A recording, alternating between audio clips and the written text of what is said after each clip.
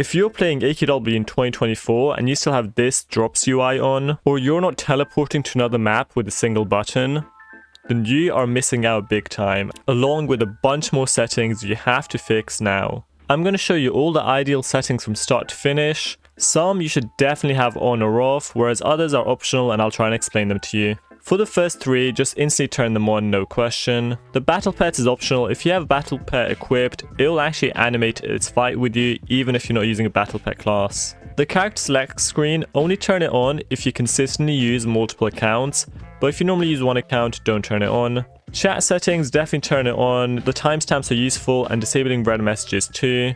Chat UI is optional, but I've turned it on because it hides my chat until I put my mouse over the chat area. Class active aura is definitely turned on, especially useful in ultra bosses. It shows which buffs and nerfs you have on your character right under your HP bar, and it does the same for monsters. I have color sets off, but turn it on if you always use color custom armor and stuff, because then it's useful to keep your armor color saved. As for custom drops UI, definitely turn this on, and all these smaller options, I'd recommend keeping all of them off, but it's completely up to personal preference. You can drag about the menu wherever you want, in the middle of the screen, right, left, or wherever. Decline all drops is useful. If you have a million items just flooding your screen, you can decline them all at once.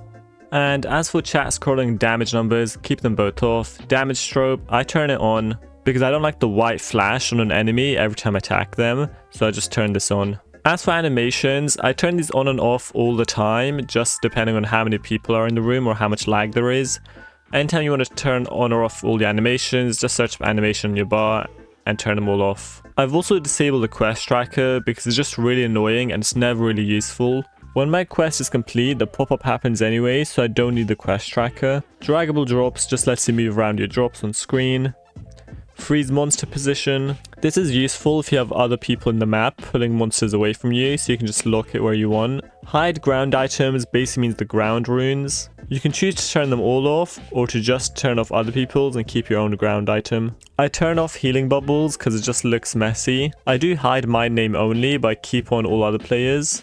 The hide UI just turns off user interface view, such as your HP and the map in the bottom right corner. Invisible monsters is only if you have really bad lag and you want to make them invisible. You can still fight them, but you can't see them anymore.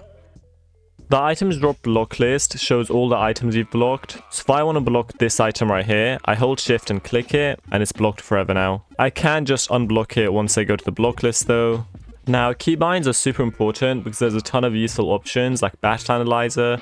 I've keybinded that to 7. Or the hide monsters, I've done M, and the hide players I've done N. This way, if there's any ever lag or anyone blocking an NPC, I can just hide the monsters and players. You can also change the keybind for every skill, so it's not just 1, 2, 3, 4, 5, 6. The other two really important ones is target random monster for T. This is useful for switching target, and finally the travel menu. It's automatically binded as Y. Now I'm going to show you how the travel menu works now. So pretty much, I have a quest from this pair, and it requires me to go to 4 different areas. So every map I need to go to, I just add it to the travel menu. I have Vary, Mobius, Green God West, and finally I just need Turses Unotlim.